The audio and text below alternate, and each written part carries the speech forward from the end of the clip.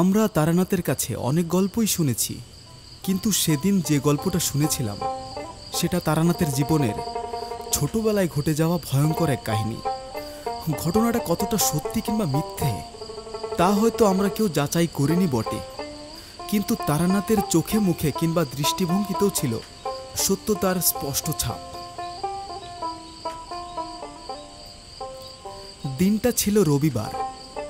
সকাল থেকে আকাশটা এমন থো মেরে আছে যেন মনে হচ্ছে বিরাট এক রক পাখি তার বিশাল কালো ডানা মেলে ঢেকে রেখেছে পুরো আকাশটা। বুঝতে পারছিলাম হয়তো খুব তাড়াতাড়ি প্রবল বর্ষা আসবে। স্বভাবতই আমি আর কিশোরী অনেক আগেই বেরিয়ে পড়েছিলাম তারানাথের বাড়ির উদ্দেশ্যে। আমরা যখন তারানাথের বাড়ির দরজার সামনে এসে দাঁড়ালাম তখনই হঠাৎ শুরু হলো প্রবল বৃষ্টি, সেই সঙ্গে ঝড়। সেই প্রবল ঝড় বৃষ্টিতে ইলেকট্রিক অনেক আগেই চলে গেছে, তাই ল্যাম্পপোস্টের বিজলি বাতিগুলো সন্ধ্যের পর আর জ্বলেনি। আশেপাশে দু একটা চায়ের দোকানে হ্যাচাক বাতি জ্বলছিল বটে, কিন্তু তার আলোতে আধার ঘোচে না। দরজা ঠোকার প্রয়োজন পড়ল না, মৃদু চাপ দিতেই খুলে গেল। আমরা দুজনে সোজা চলে গেলাম তারানাথের বৈঠকখানায়। দেখি তারানাথ তার চিরপরিচিত তক্তপোষের উপর বসে তামাক সাজার উপক্রম করছে। আমাদের দেখেই বলল, আগের বার ভুল হলেও এবার কিন্তু সময়ের মাপকাঠিতে ভুল হয়নি। নাও এসে বসো দেখি সামনে।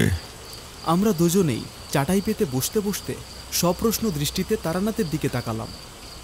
কিশোরী বলল, আগের বার ভুল হয়েছিল মানে? কিসের কথা বলছেন আপনি ঠাকুরমশাই?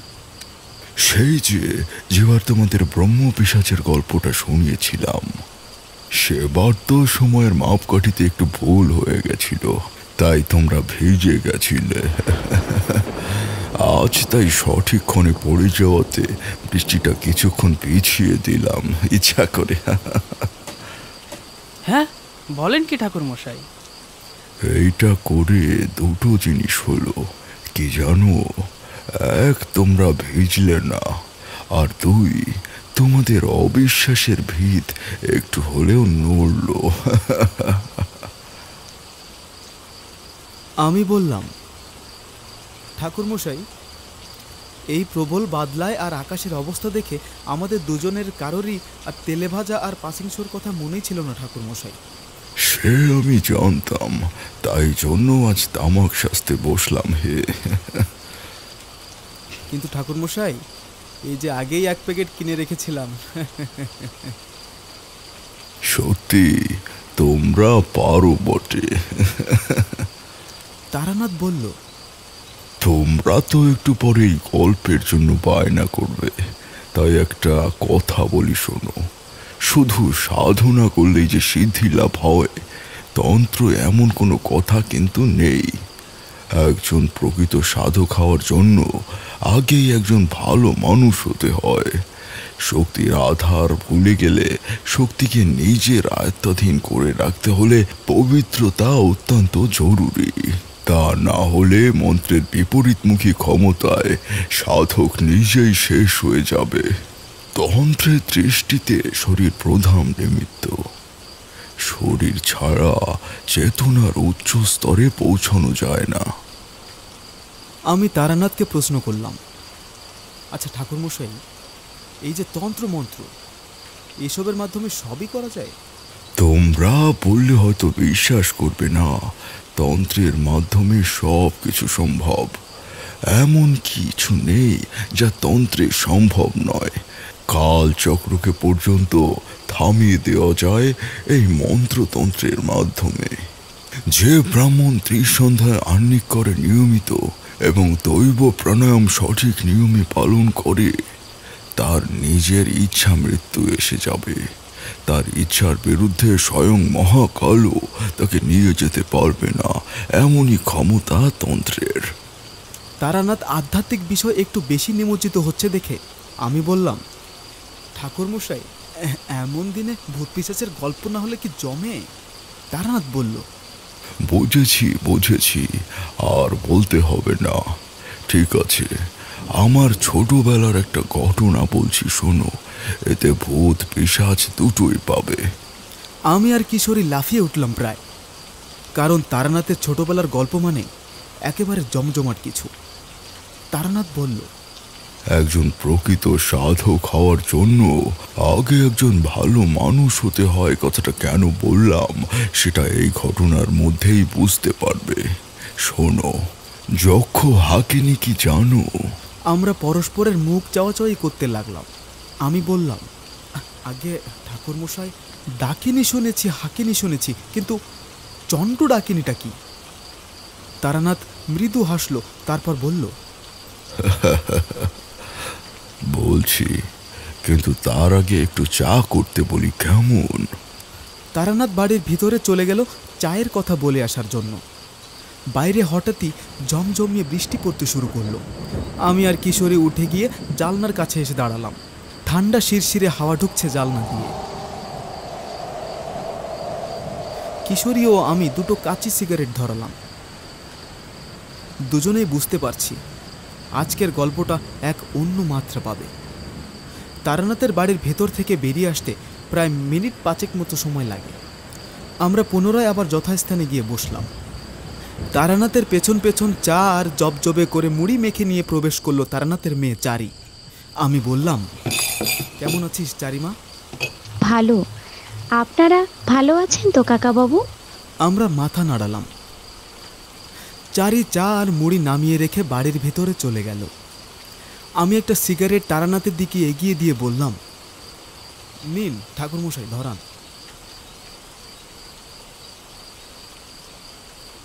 তারানাথ সিগারেট ধরিয়ে তাতে একটা লম্বা টান দিয়ে বলল,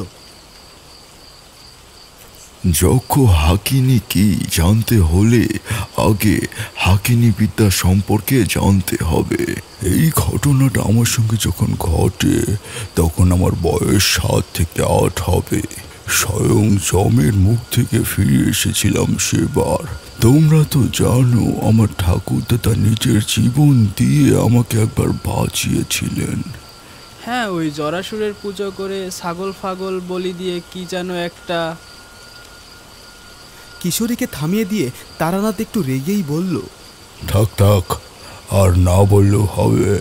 তোমাদের কাছে এগুলো তো নিছক গল্প, আর গল্প খেয়েই বা অত মনে রাখে, কিন্তু আমার কাছে এগুলো গল্প নয়। হে, আমি কিশোরের গা টিপলাম। সত্যি যে তারানাথের অভিজ্ঞতাগুলো কোনো গল্প নয় তা আমরা ভালো মতোই বিশ্বাস করি। সেগুলো ভালো মন্দ মিশিয়ে এক একটা স্মৃতি, এক একটা অনুভূতি হিসেবে রয়ে গেছে তারানাথের জীবনে। আমি তারানাথকে বললাম, হ্যাঁ ঠাকুরমশাই, কি যেন যক্ষ হাকিনির কথা বলছিলেন? হ্যাঁ, যা বলছিলাম, তোমরা তো জানো আমার ঠাকুরদাদা নিজের জীবন দিয়ে আমাকে একবার বাঁচিয়েছিলেন জরাসুরের পুজো করে। কিন্তু না, আমার ঠাকুরদাদা আমাকে আরও একবার বাঁচিয়েছিলেন। এই ঘটনা জরাসুরের পুজোর মাস 4 আগে। তোমাদের তো আগেও বলেছি যে আমার ঠাকুরদাদার হাতে লেখা পুঁথির পাতায় কত রকমের মন্ত্রতন্ত্র, সমস্ত ডাকিনী হাকিনী বিদ্যা, মহাবিদ্যা, কালাবদ্ধীকরণ বিদ্যা, মাধারে জালাল, প্রেত বশীকরণ, জরাসুরের পুজোর নিয়ম, এসব কত নানান বিষয় সম্পর্কে লেখা ছিল তার কোনো ধারণা নেই। আমার জীবনের তন্ত্র সাধনা করার পিছনে আমার ঠাকুরদাদা একটা বড় কারণ। কোনো কিছু পাওয়ার ইচ্ছায় বা নিজেকে সর্বশক্তিমান প্রমাণ করার ইচ্ছায় কিন্তু আমি তন্ত্র জগতে আসিনি। শুধু জানার ইচ্ছায়, কৌতূহলের ইচ্ছায়, প্রকৃত সাধক হবার ইচ্ছায় আমি তন্ত্র জগতে এসেছি। এ কথা অকপটে স্বীকার করি। যাই হোক, গল্পটা শুরু করি। মন দিয়ে শোনো। 10 মহাবিদ্যায় উল্লেখিত মহাডামরীদের মধ্যে যক্ষ ডাকিনী হলো মাতঙ্গীর একটি বাহক। এদের সরাসরি ডামরী না বলে ভালোভাবে বুঝতে গেলে পিশাচ বলে ভালো হয়। এদের মতো নিষ্ঠুর ক্রূরতা অন্য কোনো অপশক্তির মধ্যে হয় না। এরা এতটা ক্ষমতাশালী, ইচ্ছা করলে একটা গোটা মানুষকে চিবিয়ে খেয়ে ফেলতে পারে। গোহাতি গোচ্ছতন্ত্র অনুসারে মাতঙ্গী উপাসনা করে যক্ষ ডাকিনীকে জাগ্রত করতে হয়। সাধারণ এই যক্ষ হাকিনীকে কোনো ধ্বংসাত্মক শক্তি হিসেবে বা শত্রু দমনের কাজে ব্যবহার করতেন নিম্নতন্ত্র সিদ্ধ তান্ত্রিকরা পয়সার বিনিময়ে। কখনোই কাউকে ভালো করতে পারুক বা না পারুক, কিন্তু 100 ভাগ ক্ষতি করবে এটা নিশ্চিত। এই শক্তিকে জাগ্রত করতে সহজে কোনো তান্ত্রিকরা চাইতো না, কারণ সাধকের পক্ষে সেই ভয়ানক শক্তিকে নিয়ন্ত্রণ করা সবসময় সম্ভব হতো না। তবে কোনো ক্রমে যদি সাধক একবার এই কাজে সিদ্ধি লাভ করতে পারত, তাহলে আর দেখতে হতো না, গোটা মানব সমাজ হাতের মুঠোয়।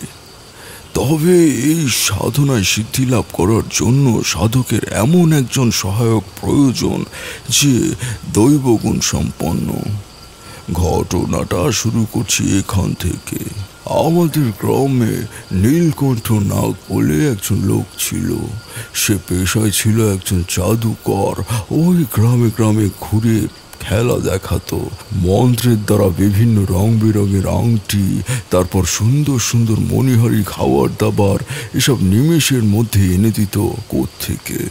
ছোট ছোট বাচ্চারা তার খেলা খুব পছন্দ করত, তাদের মধ্যে আমিও ছিলাম একজন। তখন বুঝিনি ঠিকই, কিন্তু পরে বুঝি এগুলো অতি সামান্য বিদ্যা, নিম্নতন্ত্র।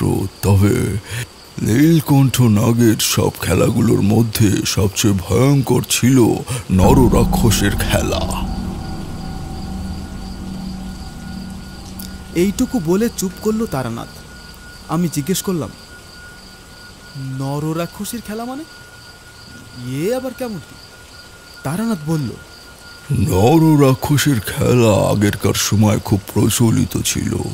বিশেষ করে যারা তন্ত্র চর্চা করত তারা কামরূপ কামাখ্যা থেকে শিখে আসতো। ভীষণ ভয়ঙ্কর একটি বিদ্যা।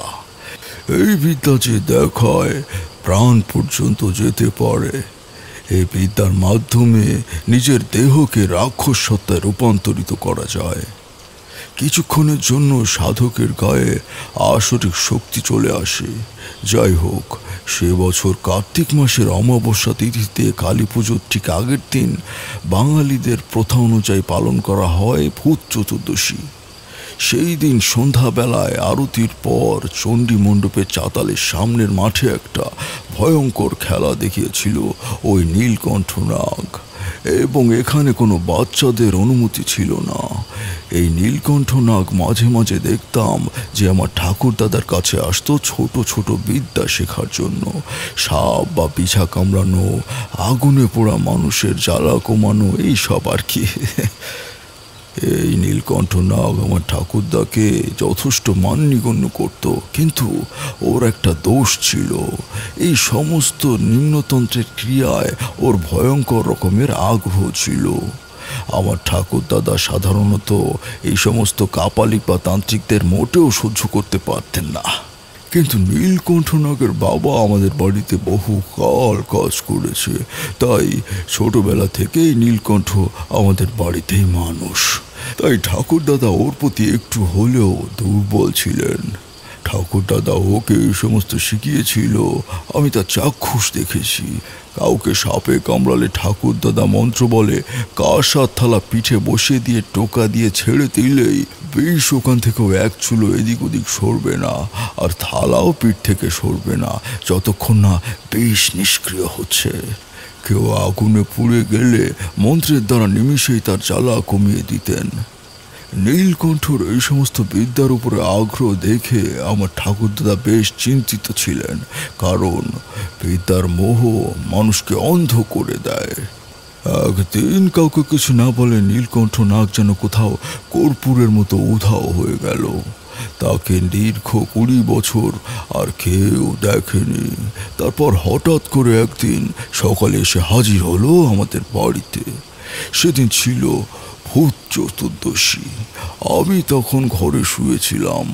বাইরে ঠাকুর দাদা নীলকণ্ঠ নাগের কথোপকথন যতটুকু যা কানে আসলো তার মর্মার্থ হলো এই: ঠাকুর দাদা বারান্দায় বসে একটা পুঁথি নিয়ে ঘাটাঘাটি করছিল।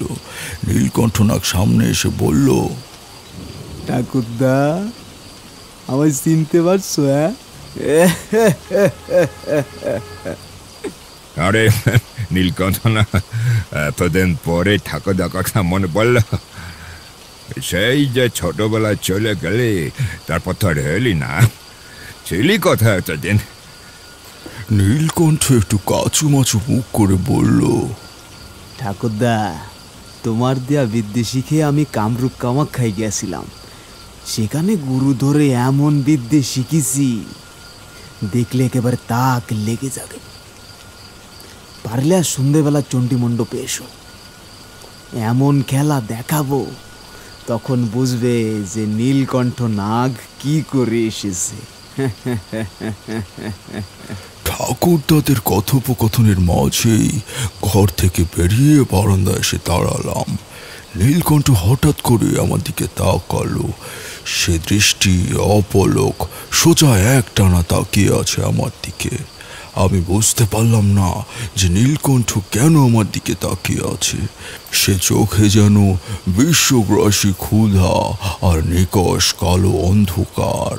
ঠাকুরদা বিষয়টা দেখে বললেন, আরে ও হচ্ছে তারানাথ, ও নাতে আমরা বিলে বলে ডাকি, তুইও ডাকতে পারিস। এবার নীলকণ্ঠ আমার দিকে চোখ না সরিয়ে জিজ্ঞেস করলো একটা অদ্ভুত প্রশ্ন। আচ্ছা ঠাকুরদা, ওর জন্ম কি রোহিণী নক্ষত্রে? আবার ঠাকুরদা বলল, হ্যাঁ হ্যাঁ, কয়েক বল দেখে। নীলকণ্ঠ আবারও বলল, ওর জন্মের সময় কি নীল উল্কা দেখা গেছিল? এই কথার ঠাকুরদা কোনো উত্তর দিল না। আমার মনের মধ্যে কেমন জানি না একটু ভয় এসে বাসা বাঁধল। তোমরা তো জানো যে আমি দৈব লক্ষণ নিয়ে জন্মেছি। প্রথম থেকেই বুঝতে পারি কোনটা শুভ আর কোনটা অশুভ। তাই আফসা বুঝতে পারছিলাম অশুভ কিছু একটা ঘটবে। অশুভ দুনিয়ার কেউ এসেছে আমাদের গ্রামে। ঠাকুরদা অবাক হয়ে তাকিয়ে আছেন দেখে নীলকণ্ঠ কথা ঘুরিয়ে বলল, আজ আমি চলি ঠাকুরদা, খেলা দেখানোর পর আপনার সঙ্গে এসে কথা বলবো, একটা জরুরি দরকার আছে। ঠাকুরদা অবাক হয়ে বললেন, তুই বা কলম আবার কি এমন বিদ্যা শিখলে? ঠিক আছে, বলছি যখন, তাহলে আর সন্ধ্যাবেলা চণ্ডী মণ্ডপে যাবো, তারপর তোর সঙ্গে কথা বলবো। নীলকণ্ঠ নাগ একটা পেন নাম ঠুকেই চলে গেল। তোমরা তো জানোই ছোটবেলা থেকেই সব কিছু আমার পরাপরি ভীষণ কৌতূহল। মনে মনে ঠিক করলাম যে ঠাকুরদার সঙ্গে আমিও যাব। পুরাণ মতে ভূত চতুর্দশী রাত্রে শিব ভক্ত বলি মর্তে আসেন পুজো নিতে, সঙ্গে আসেন তার অনুচর ভূতেরা। চতুর্দশী তিথির ভর অমাবস্যায় চারদিক খুটখুটে অন্ধকার। সেই ঘন অন্ধকারে যাতে বলি রাজার অনুচরেরা ঘরের মধ্যে ঢুকে না পড়েন, সেই জন্য ওই দিন দুপুরে 14 রকমের শাক খেতে হয়। ভর সন্ধ্যায় জ্বালাতে হয় 14 প্রদীপ বা মোমবাতি। মনে করা হয় ঘোর অমাবস্যার রাতে বিদেহী আত্মা নেমে আসেন মর্তলোকে। সারাদিন মা কাকিমারা মাঠ থেকে 14 রকমের শাক তুলে আনেন। আমাদের 51বর্তী পরিবার ছিল, তোমরা জানো। আমরা ভাই বোনেরা মিলে মাটিতে কত রকম প্রদীপ যে বানাতাম। তারপর সন্ধেবেলায় কাঠের পিঁড়িতে সেই প্রদীপ পর পর বসিয়ে, কেউ আবার কলার ভেলায় বসিয়ে জলে ছেড়ে দিত, পুকুরের এপার থেকে ওপার পর্যন্ত। সেই প্রদীপের আলো অন্ধকারের বুক চিরে মোহময়ী এক পরিবেশ সৃষ্টি করত। সেসব দিন একসময় ছিল, বুঝলে। সেই মতো সন্ধ্যাবেলায় ঠাকুরদা ধুতি পাঞ্জাবি পরে বের হতে যাবেন। সেই সময় আমিও বায়না জুড়ে দিলাম যে ঠাকুরদার সঙ্গে চণ্ডী মণ্ডপে যাব। ঠাকুরদা তো কিছুতেই রাজি হলো না। শেষে আমি যখন নাছোড় বান্দা, তখন ঠাকুরদা রাজি হলো। সন্ধ্যের দিকে ঠাকুরদার সঙ্গে বেরিয়ে পড়লাম চণ্ডীতলার উদ্দেশ্যে। চারদিক থেকে প্রদীপের আলোর আভা উঠছে, সেই আলোতেই এগিয়ে চললাম। চণ্ডীতলা যখন পৌঁছলাম দেখলাম সেখানে বেশ কিছু লোকজনের ভিড়। আমিও ঠাকুরদা দাঁড়ালাম সামনে গিয়ে। দেখলাম নীলকণ্ঠ নাগের সে এক অন্য রূপ। নীলকণ্ঠ ছিল রোগা পাতকাঠির মতন আর তাল গাছের মতো লম্বা। দেখলাম একটা কালো পোশাক পরে মাটিতে বসে আছে ধ্যান করার ভঙ্গিতে, আর তার সামনে রাখা আছে একটা কুমণ্ডল, আর বুক থেকে 2 হাতে পেঁচানো বড় কাছি দড়ি দুদিকে ফেলা আছে। দড়ি কেন বাঁধা বুঝতে পারলাম না কিছুতেই। যাই হোক, অল্প কিছুক্ষণের মধ্যে নীলকণ্ঠ তার খেলা শুরু করলো। ধীরে ধীরে সে উঠে দাঁড়ালো, তারপর কোমর থেকে একটা ছুরি বের করে বুড়ো আঙ্গুলের ডগা কেটে নিয়ে কয়েক ফোঁটা রক্ত মাটিতে ফেললো। এইবার নীলকণ্ঠ শুরু করলো তার নর রাক্ষসের খেলা। লম্বা লম্বা চুল সামনে এদিক ওদিক দোলাচ্ছে, আর মুখ দিয়ে বিশ্রী একটা আওয়াজ করে আয় আয় আয় করে কি যেন একটা মন্ত্র বলছে। সে মন্ত্র এমনই, বোঝার উপায় নেই সে কি বলছে। তবে এইটুকু বুঝলাম যে এই মন্ত্র কোনো ভালো মন্ত্র নয়। এ মন্ত্র অন্ধকারের কালো জগতের দুনিয়ার। চণ্ডী মণ্ডপ থেকে একই সঙ্গে বেজে চলেছে ঢাকের বাদ্যি। ঠিক সোমনাথ যেমন নাচে এমনই ভঙ্গিতে সে হঠাৎ করে ঘুরে নাচা শুরু করলো। দূর থেকে হাত পর্যন্ত 2 হাতে যে দড়ি পেঁচানো ছিল সে দড়ি কিন্তু তখনও খোলা আছে। প্রচণ্ড হুঙ্কার দিয়ে সে নাচতে শুরু করলো, মুখ থেকে বিকট বিকট আওয়াজ বের করতে শুরু করলো। আমি সহ ঠাকুরদা এবং সেখানের উপস্থিত সকলে ধীরে ধীরে একটা জিনিস বুঝতে পারলো যে নীলকণ্ঠের শরীরের কিছু একটা পরিবর্তন ঘটছে। পরিবর্তনটা কি সেটা অল্প কিছুক্ষণের মধ্যে আমরা টের পেলাম। হঠাৎ সে মাথা নিচু করে পড়ে গেল মাটিতে। আমরা নড়ে চড়ে উঠলাম। তারপর যে দৃশ্য দেখলাম কিশোরী, তোমরা হলে বিশ্বাস করবে না। এখনো বলছি আমার গায়ে কাটা দিচ্ছে। নীলকণ্ঠ এবার ধীরে ধীরে তার মাথা তুলল। পরিষ্কার দেখলাম যে সে জায়গায় যেন নীলকণ্ঠ নেই, তার বদলে ফুটে উঠেছে ভয়ঙ্কর এক রূপ। তার চোখ দুটো আগুনের ফাটার মতো জ্বলছে, কান আর জিভ দুটো স্বাভাবিকের তুলনায় প্রায় দ্বিগুণ হয়ে গিয়েছে। ওর মুখ থেকে বেশি এক শব্দ করে চলেছে সে। রুদ্ধশ্বাসে দেখতে লাগলাম সেই নারকীয় দৃশ্য। এতক্ষণ পর আমরা বুঝলাম যে দড়িগুলোর কি কাজ। দেখলাম এদিকে 10 জন, ওদিকে 10 জন, 20 জন লোক 2 দিকে সে দড়ি ধরে আছে। কিন্তু নীলকণ্ঠর গায়ে তখন অসুরের মতো শক্তি। সে চিৎকার করে সেই দড়ি ছিঁড়ে ফেলার চেষ্টা করছে। এই 10 জন করে মোতালোকগুলো কিছুতেই সেই দড়ি ধরে রাখতে পারছিল না। এইভাবে বেশ কিছুক্ষণ চলার পর ওদেরই মধ্যে থেকে কেউ একজন বেরিয়ে এসে একটা গোটা মুরগি ছুঁড়ে দিল নীলকণ্ঠের দিকে।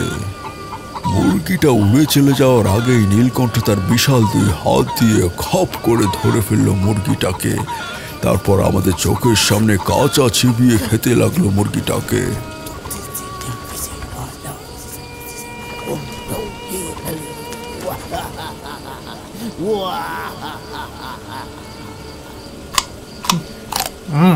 তার লোম হাড় সমেত গোটা মুরগি নিমিষের মধ্যে চিবিয়ে ফেলল সে। তার ভয়ঙ্কর ভাটার মতো চোখ, কুলোর মতো কান, আর গালের দিক কষ পেয়ে তাজা রক্ত পড়ছে টপ টপ করে। উফ, কে সে কি নারকীয় দৃশ্য! মুরগিটা খাওয়া শেষ হওয়ার সঙ্গে সঙ্গে ওদের মধ্যে একজন এসে সেই কৌমণ্ডল থেকে একটু জল ছিটিয়ে দিল নীলকণ্ঠর মাথায়, আর মুহূর্তের মধ্যেই সে মাথা ঘুরে পড়ে গেল মাটিতে। তার দেহ ধীরে ধীরে আবার স্বাভাবিক হয়ে উঠল।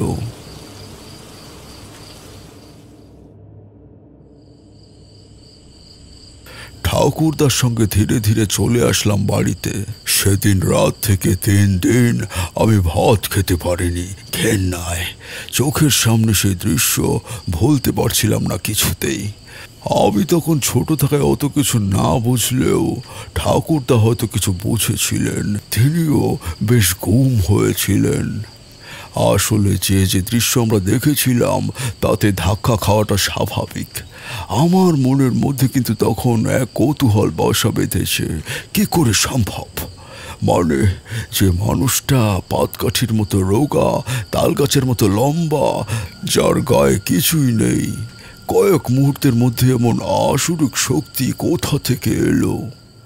এই ঘটনার মাস তিনেকের মধ্যে নীলকণ্ঠর সঙ্গে আমার বেশ ভালো সম্পর্ক তৈরি হয়। একদিন সকালে শুনতে পেলাম ঠাকুরদা কাকে যেন খুব ধমক দিচ্ছেন। তো আমি আগেও বারণ করেছি আর এখনো বারণ করছি, এই সমস্ত বিদ্যা তো ভালো না, সেসব মানুষকে অন্ধকারের দিকে নিয়ে যায়। তুই আমার বাড়িতে কদিন থাকতে চাইছিস তাতে আমার কোনো আপত্তি নেই, কিন্তু এইসব কাজকর্ম এখানে চলবে না বাপু। এখানে একটা চালা ঘর আছে, ওখানেই থাক। নীলকণ্ঠ কাচুমাচু মুখ করে বলল, কি যে বলেন ঠাকুরদা, আপনারা হলেন আমার মায়ের বাপ, আর আমি কিনা ওই সব কারবার এই বাড়িতে করব, এই মন্দিরে করব? ছি ছি ছি ঠাকুরদা, আপনি শুধু কয়েকটা দিন আমাকে থাকার জন্য একটু জায়গা দিলেই হবে, তারপর আমি আবার চলে যাব। আমার একটা কাজ বাকি আছে এখানে। সেই থেকে নীলকণ্ঠ নাগ আমাদের বাড়িতেই থাকতো। আমাদের বাড়ির ঠিক পাশে একটা দেবদারু বন ছিল। সেই দেবদারু বনে একটা দোতলার মধ্যে থাকতো সে। সকালে বেরিয়ে যেত, তারপর সন্ধ্যাবেলায় বাড়ি আসতো। সারাদিন কোথায় থাকতো, কোথায় যেত, আমরা কেউই জানতাম না। আমার কিন্তু কৌতূহল ছিল যে বিশ্বম্বর এই সমস্ত কি করে দেখায়। আমারও তখন বয়স অল্প, স্বাভাবিকভাবেই সবার মধ্যে আমারও ইচ্ছা ছিল। নীলকণ্ঠ কিন্তু আমাকে শেখাতো না এসব, বিভিন্ন ছলে বা কোনো অজুহাতে কাটিয়ে দিয়ে বলতো, তোকে শেখাবো, তোকেই শেখাবো, তোকে তো শেখাতে হবে, তবে এখন সঠিক সময় আসেনি, সঠিক সময় আসলে তবেই শেখাবো। যখন তুই সকল চেতনার ঊর্ধ্বে চলে যাবি, যখন তুই মরিয়া হয়ে উঠবি, যখন সেই মহেন্দ্র খন এসে উপস্থিত হবে, এবং তখনই হবে তোর বিদ্যা শিক্ষার উপযুক্ত সময়। তবে আমি একটা জিনিস ধীরে ধীরে লক্ষ্য করলাম যে আমার বয়স যখন বাড়ছিল, এই সমস্ত বিষয়ে আমার আগ্রহ কেমন যেন বেড়েই চলেছিল দিনের পর দিন। তখন বুঝতে পারিনি যে এটাই ছিল আমার ভবিতব্য। তবে একদিন সেই সময়টা এলো যখন আমি সব থেকে মরিয়া হয়ে উঠলাম। সমস্ত চেতন অবচেতনের ঊর্ধ্বে চলে গেছিলাম। একটা ঘটনার কথাটা এখানে বলা উচিত। আমাদের গ্রামের থেকে বেশ দুটো গ্রাম সামনে ছিল কাপালিপাড়া। তো একদিন দুপুর নাগাদ একজন লোক এলো আমাদের বাড়িতে। আমার ঠাকুরদাদার কাছে বহু দূর থেকে লোক আসতো বিভিন্ন রকম সমস্যা নিয়ে। আমার ঠাকুরদাদা কাউকেই ফেরাতেন না।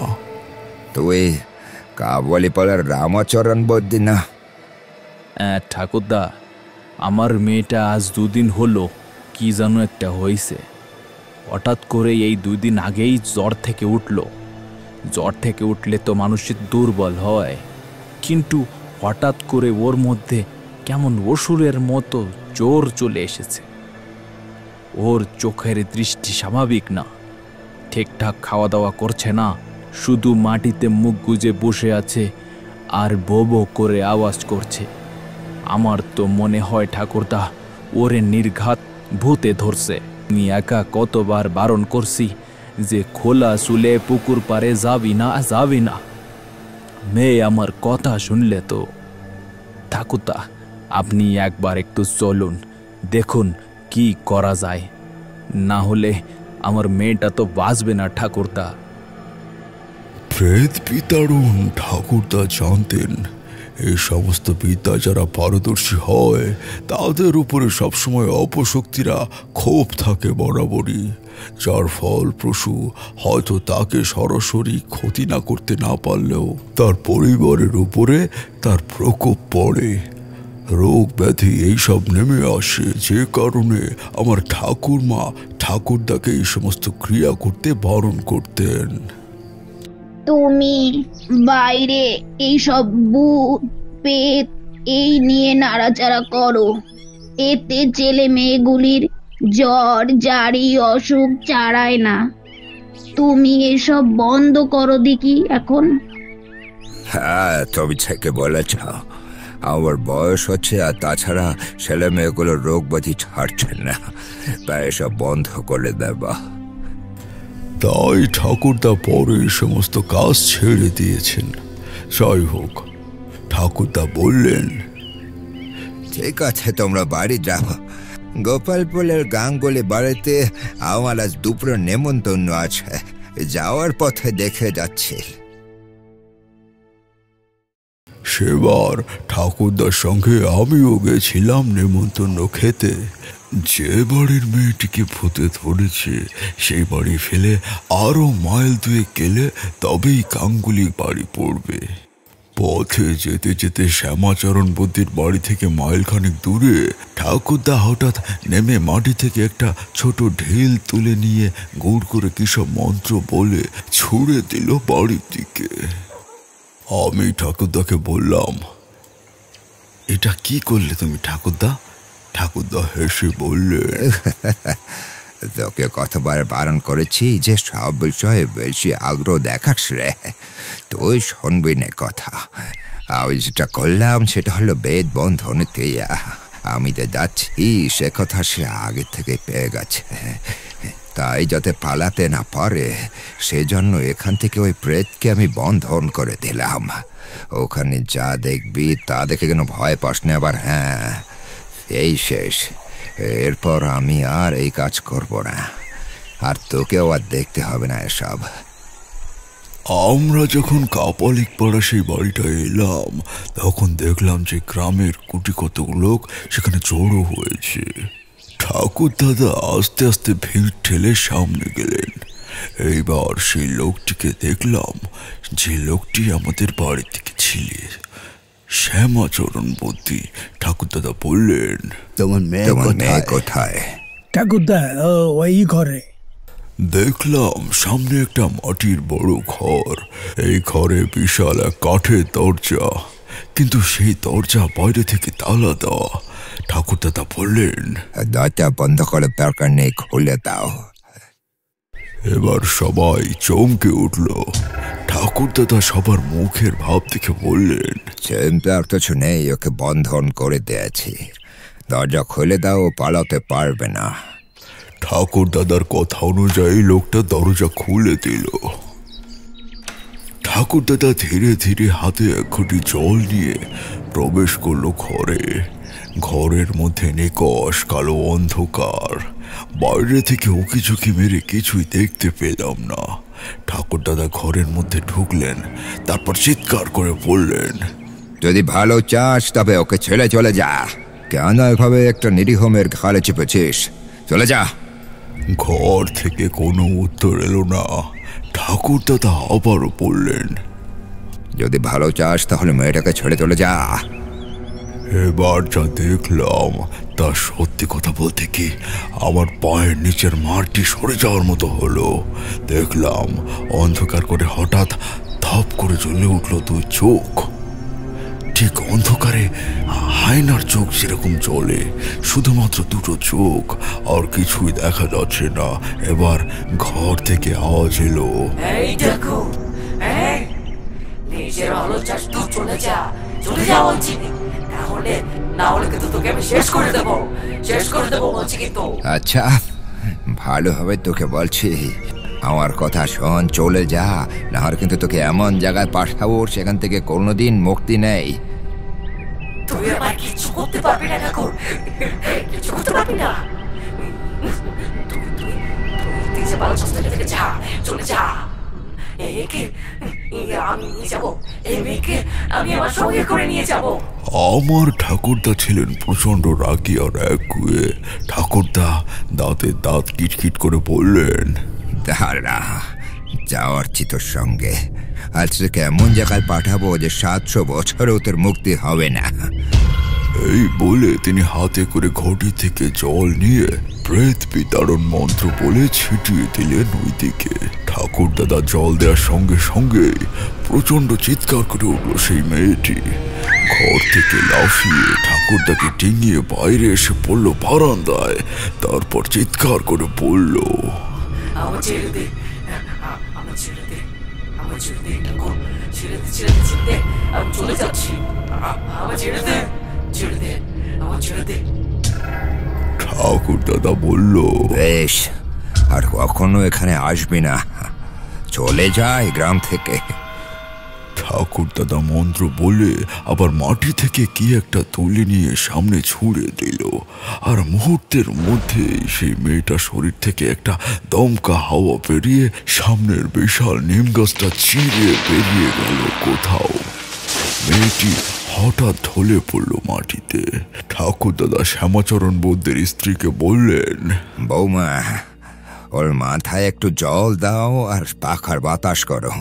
যদি পারো 1 গ্লাস গরম দুধ ওকে খাইয়ে দাও, সন্ধ্যের মধ্যেই সুস্থ হয়ে যাবে।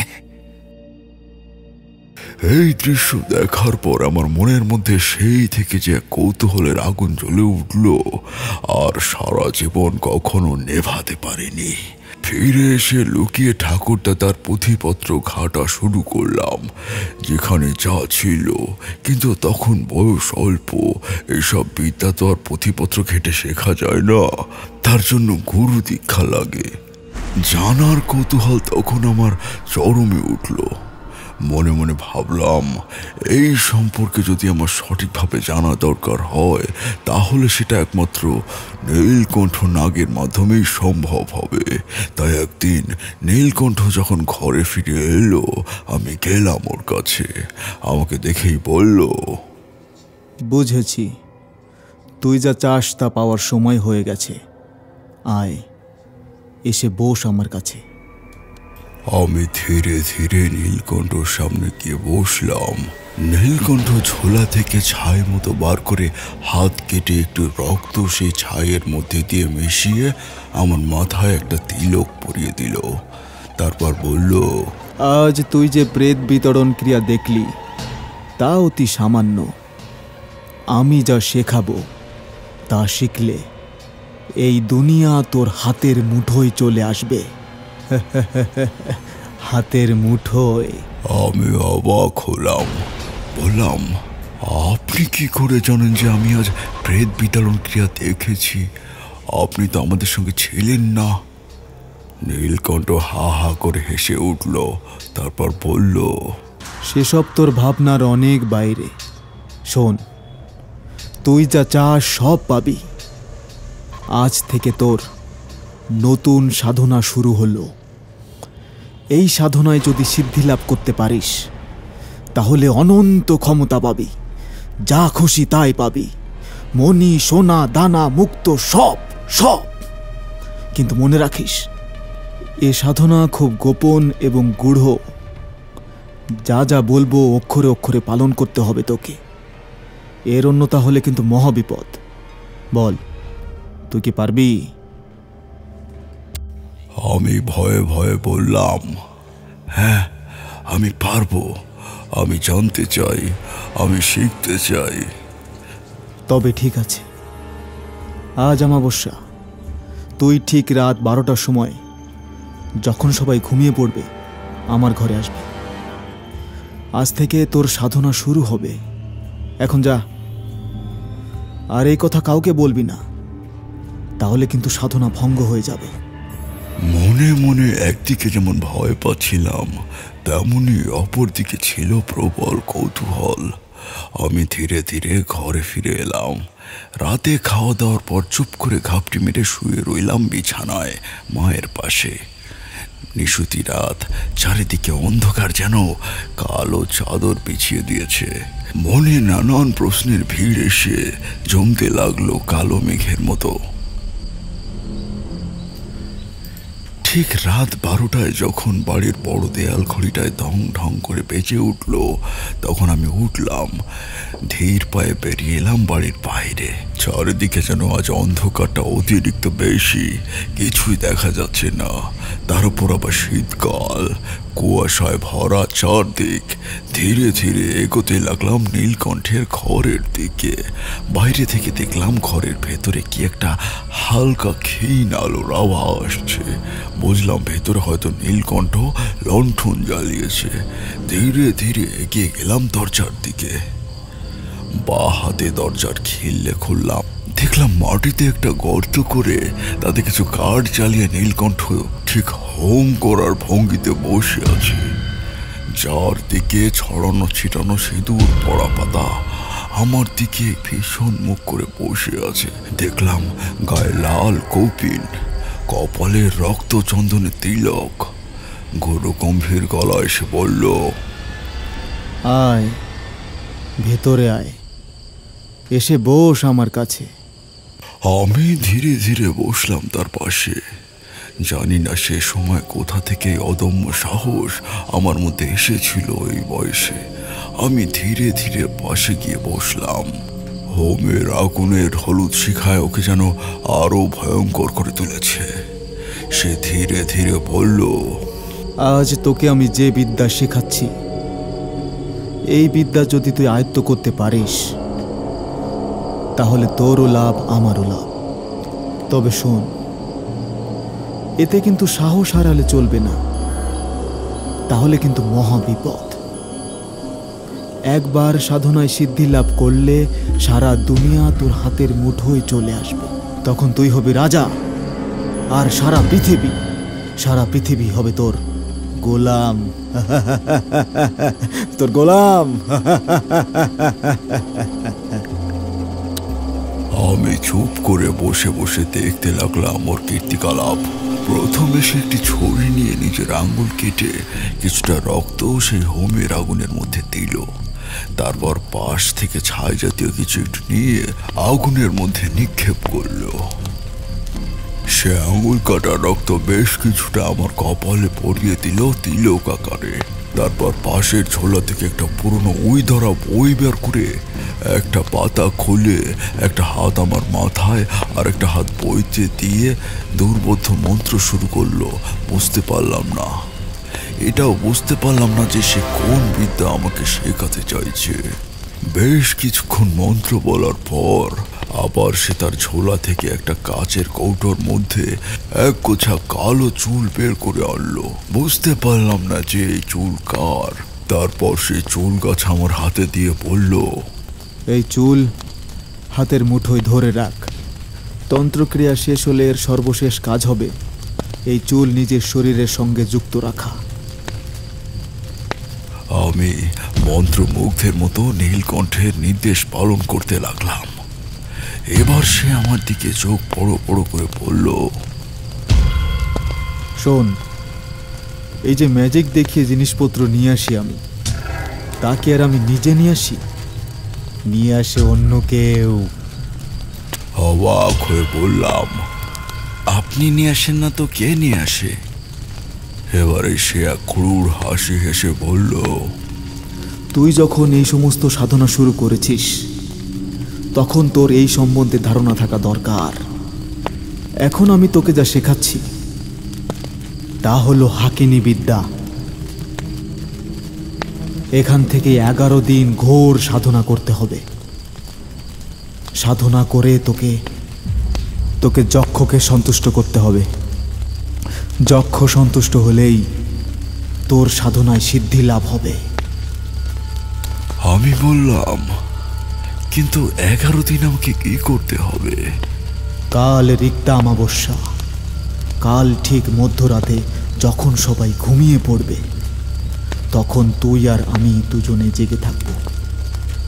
একটা জিনিস আনতে হবে, সকল ক্রিয়া তোকেই করতে হবে, আমি শুধু তোর সঙ্গে থাকব।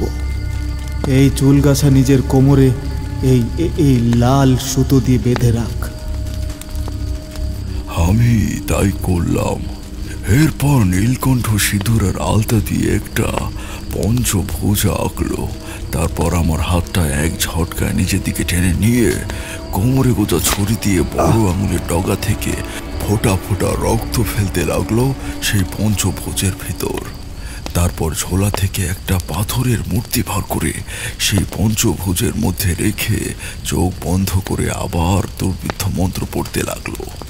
মূর্তিটা যে কিসের তখন বুঝতে পারিনি।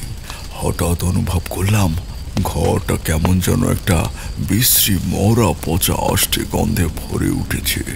আমার গা গুলিয়ে উঠল। বেশ কিছুক্ষণ পর নীলকণ্ঠ লক্ষ্য করলো, আমার দিকে তাকিয়ে বলল, তুই কোনো গন্ধ পাচ্ছিস? আমি বললাম, হ্যাঁ পাচ্ছি, একটা আষ্টে গন্ধ। এবারে সে তড়াক করে লাফিয়ে উঠে বলল, তুই এখন থেকে শক্তির বাহক হলি। তোর সাধনায় সিদ্ধি হলে আমি হব তারক। এবার যা বলছি মন দিয়ে শোন। কাল আমরা যাব কবরস্থানে, বাকিটা সেখানে যাওয়ার পর বলবো। এখন তুই যা। এই ঘুংসি তোর কোমরে আমি পরিয়ে দিলাম। লাল ঘংসিতে সে চুলের একটুখানি কেটে আমার কোমরে পরিয়ে দিল। ধীরে ধীরে আমি ঘর থেকে বেরিয়ে এলাম। শুয়ে পড়লাম নিজের ঘরে মায়ের পাশে। সমস্ত বাড়ি তখন অঘরে ঘুমোচ্ছে। ঘাটা কেমন যেন হমঝম করছিল ওই ঘর থেকে বেরোনোর পরে। শরীরটাও কেমন যেন ভার ভার লাগছে, মাথাটা ঝিমঝিম করছে। কিন্তু আমার যা ভবিতব্য তা থেকে তো আমি চাইলেও পিছু পা হতে পারবো না। বুঝতে পারিনি সামনে নিয়তি আমার জন্য কি রেখে গিয়েছে। আর একটা কথা কেবলই ভাবছিলাম যে নীলকণ্ঠ কেন কবরস্থানে যাওয়ার কথা বলছিল। দুপুরটা ভালো করে ভাত খেতেও পারলাম না, মনে শুধু কৌতূহল। তখন বয়স অল্প, এইসব বোধ শক্তিও তখনও তৈরি হয়নি। যাই হোক, সেদিন ছিল অমাবস্যা। চারিদিকে ঘুটঘুটে অন্ধকার। ঠাকুরদাদা মাঝে মাঝে রাতে উঠতেন, কিন্তু ঠাকুরদাদার এক বন্ধুর শরীর খারাপের খবর পেয়ে তিনি সেদিন ভিন গায়ে গিয়েছিলেন। রাত তখন 12টা। আমি ধীরে ধীরে উঠলাম, ধীর পায়ে বেরিয়ে এলাম ঘরের দরজা খুলে। সেদিনের পরিবেশটা কেমন যেন একটু অন্যরকম ছিল, যেন কাল ঘুমে নিমজ্জিত হয়েছে গোটা গ্রাম। ধীরে ধীরে নীলকণ্ঠনাগের দরজার কাছে আসলাম। দরজার ভিতর দিয়ে অন্ধকারে নীলকণ্ঠনাগ বলে উঠল, এসে গেছিস? সাবাস। এবার চল, আমাদের সাধনার প্রথম পদক্ষেপ শুরু হবে। অন্ধকারে নীলকণ্ঠনাগকে যেন আরো কালো এবং ভয়ঙ্কর লাগছিল দেখতে। লিকলিকে প্যাকাটির মতো শরীরটা তাল গাছের মতো যেন অন্ধকারে হেলে তুলে এগিয়ে চলেছে। মাঝে মাঝে যখন সে কথা বলছে, সাদা ধবধবে দাঁতগুলো বেরিয়ে আসছে কালো অন্ধকারের মধ্যে। নীলকণ্ঠ আর আমি পাশাপাশি এগিয়ে চলতে লাগলাম। যেতে হবে কবরস্থানের দিকে। আমাদের বাড়ি থেকে মিনিট 15 হাঁটলেই মুসলিম পাড়ার একটা কবরস্থান ছিল। আমাদের উদ্দেশ্য ছিল সেখানে যাওয়ার। সেই সময় মনে যে কি ভয় লাগছিল তা হয়তো বা ভাষায় প্রকাশ করা যাবে না, কিন্তু কৌতূহল বড় পালাই। সারাটা রাস্তা যেন অখণ্ড নিস্তব্ধতা। কেবল আমরা দুটো প্রাণী ছাড়া একটা শেয়াল কুকুরের ডাকও শুনতে পেলাম না। শুধু মাঝে মাঝে মাথার ওপর দিয়ে একটা কাল পেঁচা কর্কশ শব্দ করে উড়ে উড়ে চলে যাচ্ছে। মনের মধ্যে যেন একটা ভয় চেপে বসেছে। কবরস্থানে এসে যখন পৌঁছলাম, পুরোপুরি রাত তখন 12:30 হবে। রাস্তার পাশ দিয়ে যাতায়াতের সময় কবরস্থানের মাঝে মাঝে চোখ পড়ে বটে, কিন্তু আজ তার ভেতরে এসে দাঁড়িয়ে কবরস্থানটাকে খুব অচেনা মনে হলো। অজস্র সব কবর দেওয়া আছে এখানে। তাদের বিদেহী আত্মারা হয়তো কাল ঘুমে নিমজ্জিত হয়ে আছে পাতালপুরীর অচিন গহ্বরে। নীলকণ্ঠনাগ আমাকে পাশে দাঁড়াতে বলে তার ঝোলা থেকে এক মুঠো ছাই বের করে তাতে 2-4টে মন্ত্র বলে ছুড়ে দিলেন সামনের দিকে।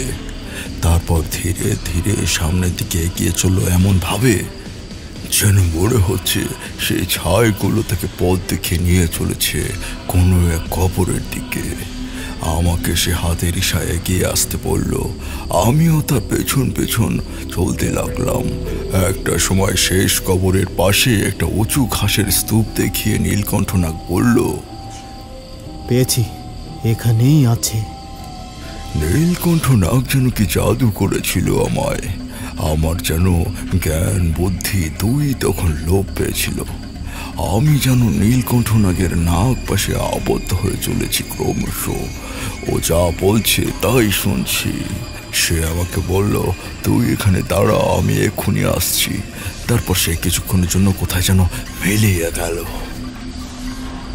কয়েক মুহূর্ত বাদে সে ফিরে এলো, হাতে একটা কোদাল জাতীয় জিনিস। তারপর আমাকে বলল যে তুই এখানে দাঁড়া, বলেই সে মাটি খোঁড়া শুরু করলো।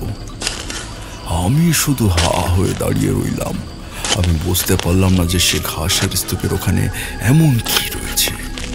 এইভাবে মিনিট 10 খোঁড়ার পর নীলকণ্ঠ উঠে এলো গর্ত থেকে। তারপর আমার দিকে তাকিয়ে বলল, এই গর্তের মধ্যে একবার উকি মেরে দেখ। আসার সময় হাতে করে একটা লণ্ঠন নিয়ে এসেছিল। সেই লণ্ঠনের আলোটা সে জ্বাললো। তারপর সেটি এগিয়ে ধরলো খোঁড়া গর্তের মধ্যে। আমি আস্তে আস্তে এগিয়ে গিয়ে যা দেখলাম তাতে শীত দ্বারা দিয়ে এক ঠান্ডা স্রোত বয়ে গেল আমার। আর তেমনি গাটা গুলিয়ে উঠল একটা মরা পচা গন্ধে। সেই গন্ধ, যে গন্ধ আমি নীলকণ্ঠনাগের ঘরে পেয়েছিলাম। দেখলাম গর্তের মধ্যে একটা কঙ্কাল পড়ে আছে। কঙ্কালটার আয়তন খুব বেশি বড় নয়। দেখে বুঝলাম সেটা কোনো বাচ্চা ছেলে বা মেয়ের হবে। হাত দিয়ে নাক ঢাকা দিলাম। এবারে নীলকণ্ঠ আমাকে বলল, আজ আমার কাজ শেষ, এবার তোর কাজ শুরু। যা, নিচে নেমে হাড়গুলো তুলে আন। তারপর তোকে বলছি আমি যে এবার কি করতে হবে। এখন যা বলছি তাই কর, বেশি দেরি করিস না, তাহলে কিন্তু মুশকিল। ভোর হতে চলল, আবার এখনই আমাদের এখান থেকে বেরোতে হবে। হতভম্বের মতো আমি নিচে নেমে সেই কঙ্কালটার পাঁজর থেকে 3টি হাড় তুলে নিলাম হাতে। তারপর উঠে এলাম গর্ত থেকে। নীলকণ্ঠ এবার বলল, এবার তোকে যা বলছি তা মন দিয়ে শোন। ডাকিনী সাধনায় প্রথম উপাদান হল মৃত শিশুর হাড়। সেজন্য তোকে কবরস্থানে নিয়ে এলাম।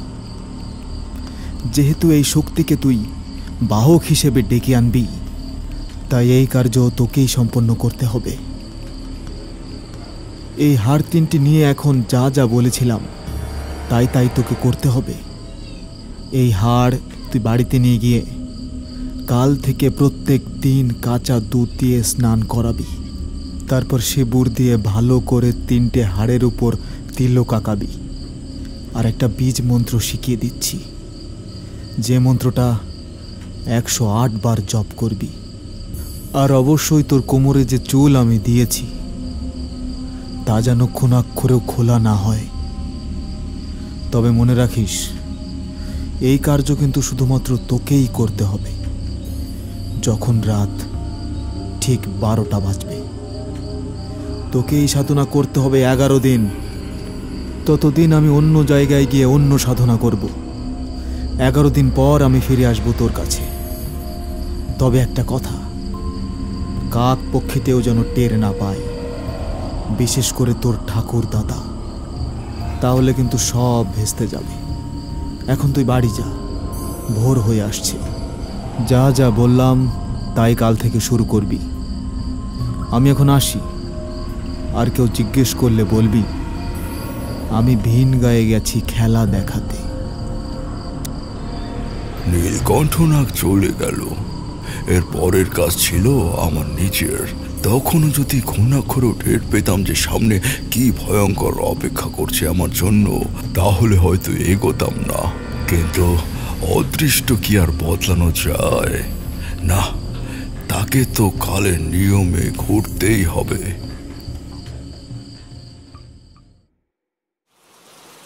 এই পর্যন্ত বলে থামল তারানাথ।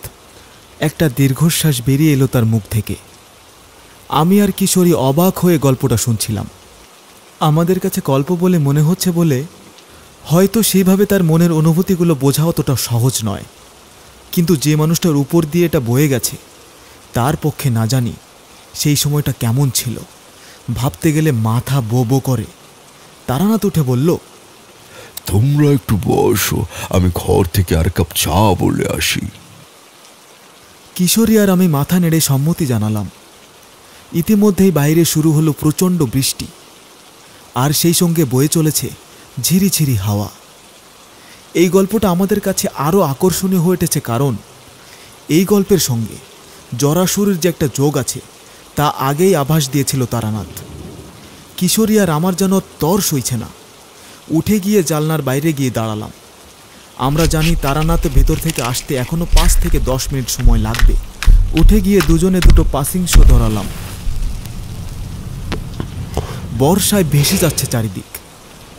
জানলার কপাট দুটো একে অপরের সাথে বাড়ি খাচ্ছে। কিছুক্ষণের মধ্যে তারানাথের গলা খাকানির শব্দ শুনলাম। বুঝলাম তারানাথ চায়ের কথা বলে ভিতর বাড়ি থেকে চলে এসেছে। চারিও প্রবেশ করলো তারানাথের পিছু পিছু। আমরা যথারীতি নিজেদের জায়গায় গিয়ে বসলাম।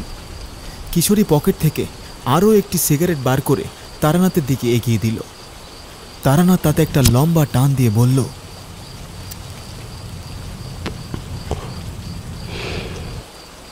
যাই হোক, গল্পটা শেষ করি, মন দিয়ে শোনো।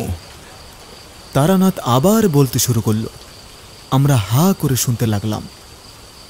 তোমাদের তো অনেক আগেই বলেছি যে আমাদের 51টি পরিবার ছিল। বাবা, কাকা, জেঠু সব মিলে সব মোটামুটি 50 জন। তাদের মধ্যে ছিল আমার বাবার এক দূর সম্পর্কের ভাই। আমরা তাকে রাঙা কাকা বলে ডাকতাম। সেও তো তোমাদের আগে বলেছি। রাঙা কাকার তখনও বিয়ে হয়নি। রাঙা কাকার 3 কুলে কেউ ছিল না, তাই আমার বাবা বাড়ি সংলগ্ন বেশ কিছু জায়গা রাঙা কাকাকে দান করেছিলেন। পাশে একটা ঘর বেঁধে কাকা একা একাই থাকতেন। রাঙা কাকা আমাদের যেমন ভালোবাসত তেমনি শাসনও করত। আমরাও বেশ ভয় করতাম। বাড়ি ফিরে ঠিক করে ফেলেছিলাম যে আমার এই সাধনার জন্য রাঙা কাকার ঘরটাই আদর্শ হবে, কারণ রাঙা কাকা দিনের কম সময়টাই ঘরে থাকতেন। রাঙা কাকার ঘরের সোজাসুজি আড়ায় একটা টিন দিয়ে তৈরি পায়রার ঝুড়ি ছিল। তাতে আমার কাজ আরও সহজ হলো। দীর্ঘদিন তাতে পায়রা না থাকলেও ঝুড়িটা কিন্তু ওইভাবেই টাঙানো ছিল। আমি আমার সংকল্প করে নিলাম, প্রথম দিন সবার চোখের আড়ালে সেই পায়রা ঝুড়ির মধ্যে হাড় 3টে রাখলাম। গরুর দুধের অভাব আমাদের বাড়িতে ছিল না। সেই সময় 20-50টা গরু তখন ঘরে ঘরেই থাকতো। আমাদের বাড়িতে 3 ইঞ্চি পুরো মোটা সর পড়তো দুধে। আমি মাঝে মাঝে দুধে সর খেতে রান্নাঘরে ঢুকতাম। তা আমার মা ঠাকুমারা সবাই জানতেন। তাই দুধের সর খাওয়ার ছলে দুধ জোগাড় করে নিয়ে আসাটা খুব একটা অসুবিধা হলো না। সিঁদুরটা ঠাকুর ঘর থেকেই পেয়ে গেলাম। মুশকিল যেটা বাঁধলো সেটা হলো এই সাধনা করতে হবে মধ্যরাতে, অর্থাৎ সেই সময় সবাই যে যার ঘরে থাকবে। কিন্তু ওই যে কথায় বলে কৌতূহল বড় বালাই, আমারও তখন হয়েছিল তাই। রাঙা কাকা সারাদিন বাড়ির টুকিটাকি কাজকর্ম করে দিত, কাঠ কাটা, বাগান কোপানো, জমিতে বীজ পোতা ইত্যাদি ইত্যাদি। তাই সারাদিন খাটাখাটনির পর সন্ধে 7টা বাজতে না বাজতেই তলিয়ে যেতেন গভীর ঘুমে। তখনকার গ্রামগঞ্জ খুব তাড়াতাড়ি সব খাওয়া দাওয়া করে সন্ধ্যের মধ্যে শুয়ে পড়া হতো।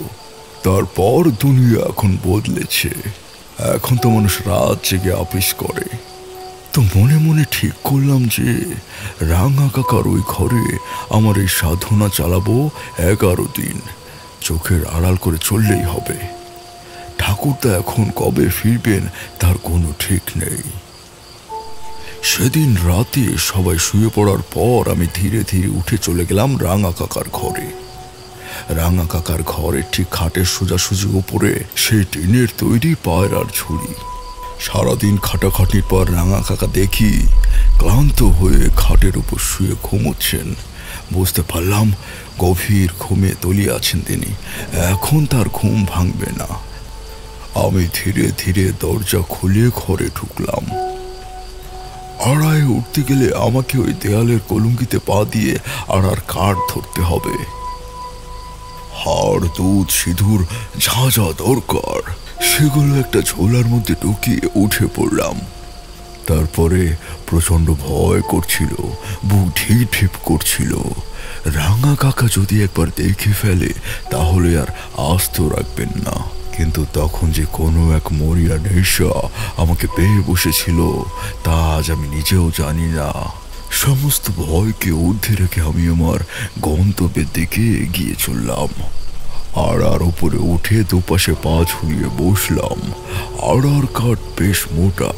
তখনকার সময়ে আস্ত একটা খেজুর গাছ দিয়ে এক একটা আড়া বানানো হতো, ফলে তা ছিল বেশ চওড়া এবং মজবুত। বসতে কোনো অসুবিধা হলো না।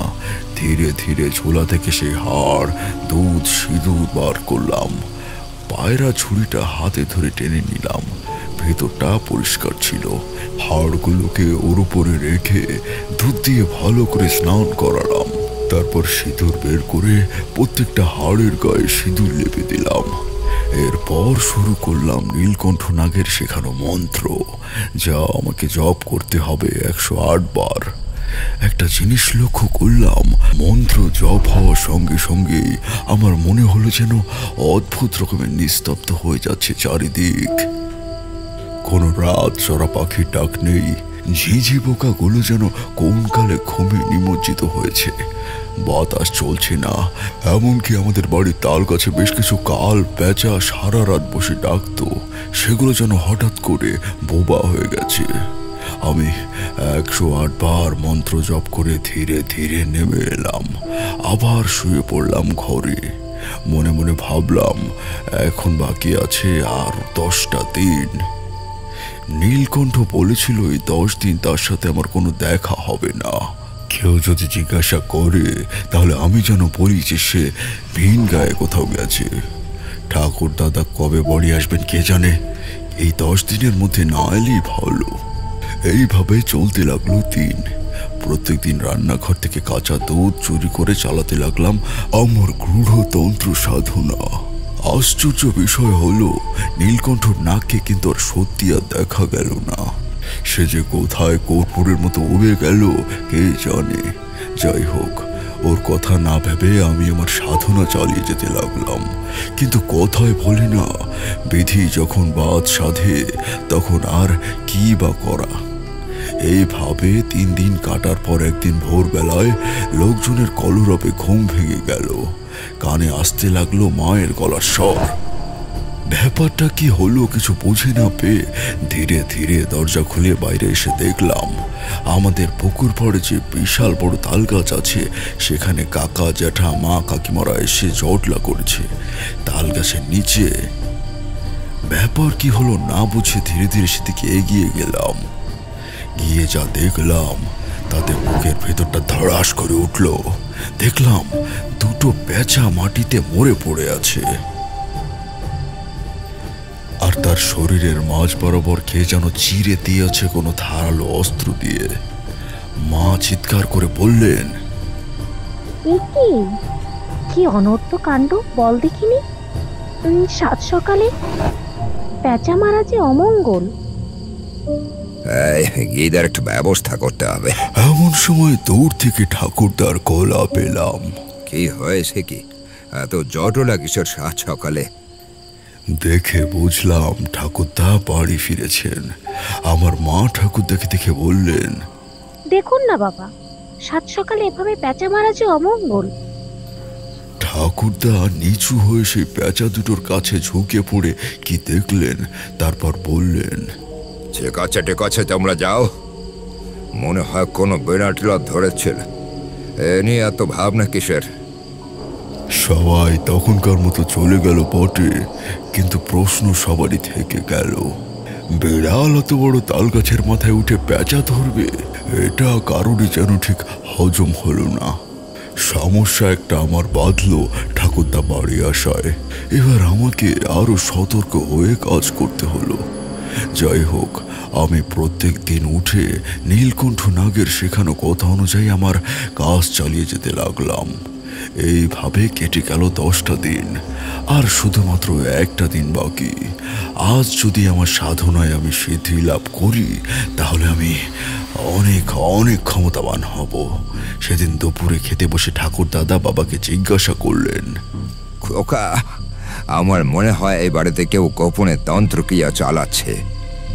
সেদিন সবার সামনে কথাটা বলতে পারেনি ঠিকই, কিন্তু বিড়াল কখনো এইভাবে উঠে পেঁচা ধরে না। তারপর ঠাকুর দাদা হঠাৎ করে আমার দিকে তাকিয়ে বললেন, নীলকণ্ঠ কোথায়? আমি কাছুমাছু মুখ করে বললাম যে নীলকণ্ঠ তো ভিন গায়ে গেছে গরুর কাছে। ঠাকুর দাদা গম্ভীর হয়ে রইলেন, কিছু বললেন না। বাবা জিজ্ঞাসা করলেন, কি ব্যাপার বাবা? ঠাকুরদা বললেন, এই বাড়িতে কেউ মারণক্রিয়া চালাচ্ছে। এ বাড়ির বাতাসে কেমন একটা অন্য গন্ধ পাচ্ছি আশা থেকে। ঠাকুরদার চোখকে যে ফাঁকি দেওয়া যাবে না, এটা ভালো মতোই জানতাম। যেভাবেই হোক আরেকটা দিন যদি কাটাতে পারি, তাহলেই সাধনা সিদ্ধি লাভ হবে। সেদিন রাতটা কেমন যেন একটা অন্যরকম ছিল। চারিদিক ছিল নিস্তব্ধ। শুক্ল পক্ষের পূর্ণিমা সাদা চাঁদের আলো ঢেকে ফেলেছে গোটা গ্রামটাকে। আজও কোনো পাখির ডাক নেই। আমি যথারীতি আমার প্রয়োজনীয় জিনিসপত্র নিয়ে ধীরে ধীরে ঘর থেকে বেরিয়ে এলাম। রাঙা কাকার ঘরে ধীরে ধীরে ঢুকলাম। দেখলাম কাকা ঘুমোচ্ছে। তোমাদের তো আগেই বলেছি যে রাঙা কাকার খাটটা ছিল ঘরের আড়ের সোজাসুজি, অর্থাৎ কাকা যদি জেগে থাকে বা তাকিয়ে থাকে, তাহলে একদম শটান পায়রা ঝুড়িটা চোখে পড়বে। আমি যথারীতি উপরে উঠে দুধ সিঁদুর দিয়ে সেই হাড় স্নান করিয়ে 108 বার হাকিনি মন্ত্র বলিয়ে যখন নেমে আসতে যাব, তখন হঠাৎই রাঙা কাকার গলা শুনতে পেলাম। কে ওখানে? এই, নিচে নেমে আয় বলছি, নিচে নেমে আয়। বিলে না? হ্যাঁ? ভয়ে তখন আমার হাত পা ঠান্ডা হয়ে গেছে। বুঝতে পারলাম যে কোনো কারণেই হোক রাঙা কাকার হয়তো মাঝরাত্রে ঘুম ভেঙে গেছে, আর সেই দৃশ্য দেখে সে চাক্ষুষ। কাকাকে প্রত্যেকেই ভয় পেতাম। মনে মনে ভাবলাম না জানি কি দুর্ভোগ আছে কপালে। ভয়ে আমি এতটাই আড়ষ্ট হয়ে গেছিলাম যে আড়া থেকে নেমে আসার ক্ষমতাটা পর্যন্ত ছিল না। চিৎকার চেঁচামেচিতে বাড়ির সকলে উঠে এসে জড়ো হয়েছে রাঙা কাকার ঘরে। ঠাকুরদা ইতিমধ্যে ঘরের মধ্যে এসে প্রবেশ করেছে। ঠাকুরদা বললেন, ঝোড়েটা নিয়ে নিচে নেমে আয় খোকা। ঠাকুর দাদাকে দেখে মনে একটু ভরসা পেলাম, কারণ ঠাকুর দাদা আমাকে খুব ভালোবাসতেন। আমি জানতাম যে আর সকলে বকাঝকা করলেও ঠাকুর দাদা করবেন না। ধীরে ধীরে আমি পায়রা ঝুড়িটা নিয়ে নিচে নেমে আসলাম।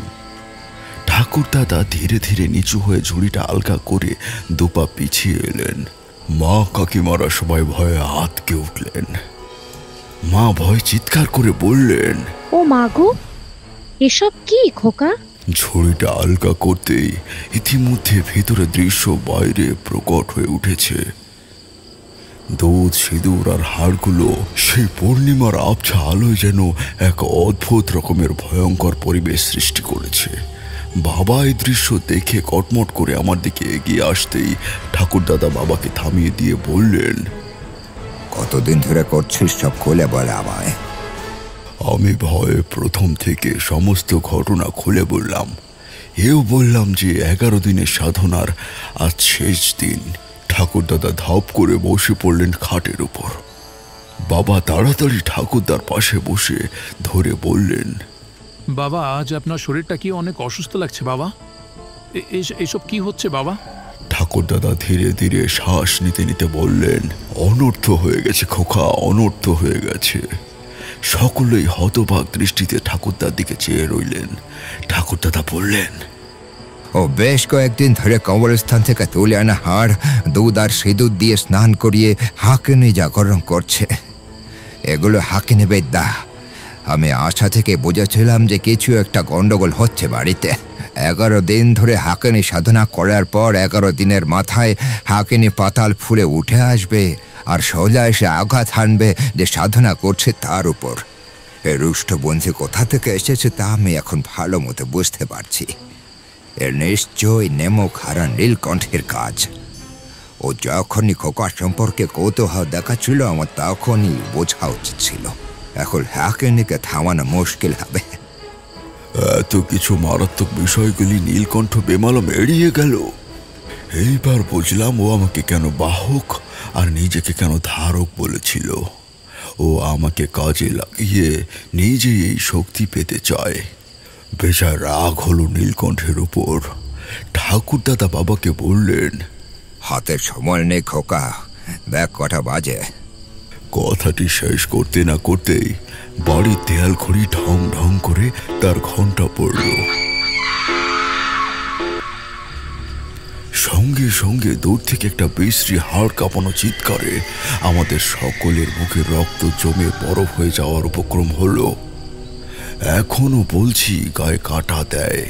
সেই বীভৎস চিৎকার তোমরা যদি শুনতে, পরের দিন গোলার ধানের ভাত উঠত না মুখে। বুঝতে বাকি রইল না হাকিনী সাধনা সম্পন্ন হয়েছে। এবার পাতাল ফুঁড়ে উঠে আসবে অন্ধকার জগতের অপশক্তি, সেই মহাভয়ঙ্কর পিশাচী, আর সরাসরি এসে আঘাত করবে যে তাকে জাগিয়ে তুলেছে। ক্রমশ চিৎকারটা যেন ধীরে ধীরে কাছে আসতে লাগলো। আমরা সকলেই ঘর ছেড়ে বাইরে বেরিয়ে এলাম। পূর্ণিমা সাদা চাঁদের আলোয় বেশ অনেক দূর পর্যন্তই দেখা যাচ্ছে। সেই কবরস্থানের দিক থেকে হাওয়াটা আসছে। মনে হচ্ছে যেন শূন্য করে ভেসে কোনো এক ভয়ঙ্কর দানব চিৎকার করতে করতে এদিকেই এগিয়ে আসছে। বাবা, মা, কাকা, জ্যাঠা কারোর মুখ থেকে তখন রাগ কাটছে না, কারণ এই অলৌকিক দৃশ্য সকলেই চাক্ষুষ প্রত্যক্ষ করছে। এবার আমরা সকলে স্পষ্ট দেখলাম আমাদের বাড়ি থেকে 200 হাত দূরে একটা বিশাল অশ্বত্থ গাছ ছিল। গাছটাকে 2 ভাগে ভাগ করে একটা কালো ধোঁয়ার কুণ্ডলী এগিয়ে আসছে। এখন শুধু প্রতীক্ষা। বাবা চিৎকার করে ঠাকুরদাকে বললেন, বাবা, অপশক্তিকে বিনাশ করার কি কোনো প্রতিকার নেই? ঠাকুরদাদা হাতের ইশারায় সকলকে থামিয়ে দিলেন। আমার রাঙা কাকা প্রত্যেকদিন শোয়ার আগে 1 কাপ চা খেয়ে তারপর ঘুমোতে যেতেন। তাই রাঙা কাকার ঘরের বাইরে একটা কয়লার আঁচের উনুন ছিল, আর তাতে কয়লা দেওয়ার জন্য একটা ভাঙা হাত রাখা ছিল। ধোয়ার কুণ্ডলীটা যখন 100 হাতের মধ্যে চলে এসেছে, তখন ঠাকুরদাদা সবাইকে বললেন সকলকে ঘরের ভিতরে যেতে। তোমরা সকলে ঘরের ভেতরে যাও। বৌমা, আমাকে আমার কাজ সম্পন্ন করতে দাও। আমরা সকলেই ঘরের ভেতরে চলে এলাম, আর দরজা দিয়ে দেখতে লাগলাম এক ভয়াবহ দৃশ্য। আমার ঠাকুরদাদা জানতেন মাদারে জালাল, প্রেত উপসর্গ দ্বারা নরমন্ত্র। মাদারে জালাল চিৎকার করে পড়ে যদি মাটিতে দেশলাই কাঠি ঠুকিয়ে অগ্নি সংযোগ করানো যায়, তাহলে মাদারে জালালের ওই মন্ত্রের হাত যতদূর পর্যন্ত যাবে ততদূর পর্যন্ত কোনো অপশক্তি, এমনকি মহাকালেরও কোনো ক্ষমতা নেই মাদারে জালালের মন্ত্র ভেদ করে এগিয়ে আসে। বাঘ পর্যন্ত আটকে দেওয়া যায়। যাই হোক, পাশেই পড়েছিল সেই উনুনের কয়লা দেওয়ার ভাঙা হাতটা। কয়লার লাল আগুনটা তখন গনগন করে জ্বলছিল। ঠাকুরদাদা সেই হাতটায় করে বেশ কিছু কয়লা তুলে নিয়ে শুরু করলেন মাদারে জালাল। মাদারে জালালের মন্ত্র নিস্তব্ধ রাতের বুক চিরে যেন তীরের মতো ছুটে চলল সামনের দিকে। মুহূর্তের মধ্যেই পরিবেশ যেন গরম হয়ে উঠল।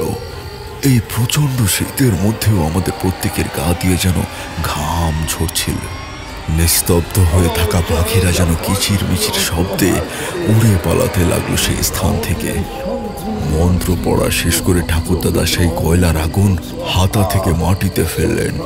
এইবার ঠাকুরদাদা আরো একটা কথা বললেন, যা, তোকে সত্যিকারে যে জাগিয়েছে যাওয়ার সময় তাকেও নিয়ে যা।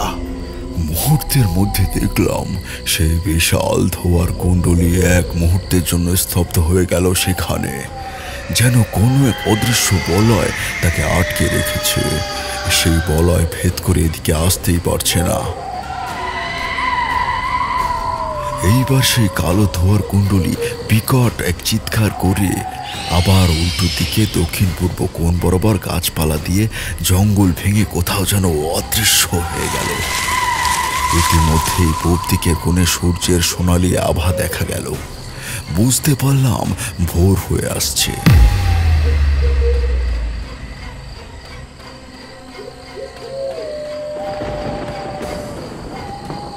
পরের দিন ঠাকুরদাদার নির্দেশ অনুযায়ী সেই হাড় আর সেই টিনের পয়রার ঝুড়ি মাথায় করে নিয়ে আমাদের বাড়ির পাশ দিয়ে বয়ে চলা নদীতে গিয়ে ডুবিয়ে দিয়ে স্নান সেরে বাড়ি আসলাম। তবে সেদিন আরও একটা খবর পেয়েছিলাম, আমাদের গ্রামের শ্মশানে কোনো এক তান্ত্রিকের আধ খাওয়া মৃতদেহ পাওয়া গেছে। কেউ যেন তাকে কাঁচা চেবিয়ে খেয়েছে। বুঝতে বাকি রইল না এই স্বয়ং নীলকণ্ঠ নাগ। যেহেতু হাকিনি সাধনা করে আমি তাকে আহ্বান করে ডেকে এনেছিলাম, তাই হাকিনি আমার ক্ষতি না করতে পারলেও হাকিনি বিদ্যার প্রভাবে তারপরেই আমি প্রবল জ্বরে পড়ি। তারপরের ঘটনাটা তোমরা তো জানোই।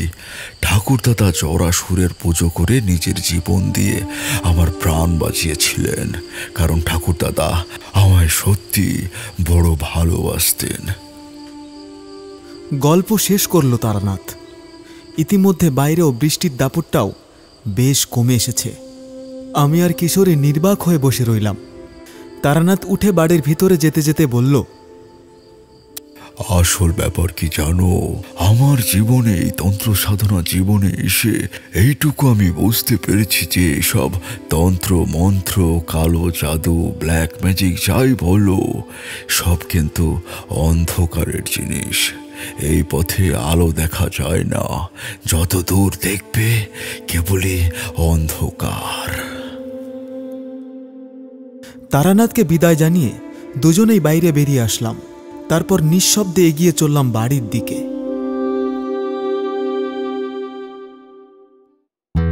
এতক্ষণ শুনছিলেন তারানাথ তান্ত্রিকের গল্প হাকিনি বিদ্যা। গল্পটি কেমন লাগলো অবশ্যই আমাদের জানাতে ভুলবেন না। আর আপনি যদি আমাদের চ্যানেলে নতুন হয়ে থাকেন তাহলে আমাদের চ্যানেলটিকে সাবস্ক্রাইব করতে ভুলবেন না, যাতে ভবিষ্যতে আমাদের আপলোড করা প্রত্যেকটি গল্প সবার আগে আপনার কাছে পৌঁছে যায়। এরপর অন্য একদিন ভিন্ন এক গল্প নিয়ে আপনাদের সামনে হাজির হব। ততক্ষণ পর্যন্ত সবাইকে জানাই অসংখ্য অসংখ্য ধন্যবাদ।